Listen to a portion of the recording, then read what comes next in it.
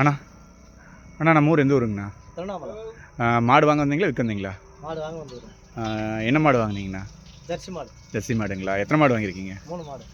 இன்றைக்கி சந்தை எப்படிங்கண்ணா நல்லா வரும்? சந்தை கொஞ்சம் டாப்பாக தான் இருக்குது. டாப்பாக தான் இருக்குதுங்களா? நல்ல மாடு வாங்கினா என்ன ரேட்டில் வாங்கலாங்கண்ணா? நல்ல மாடுலாம் வாங்கலாம் 60 65. ஓகேங்கண்ணா. இந்த செவல மாடு எவ்வளோக்குங்கண்ணா வாங்கினீங்க? செவல மாடு 52,000. 52,000. இது எத்தனை தீத்துங்கண்ணா?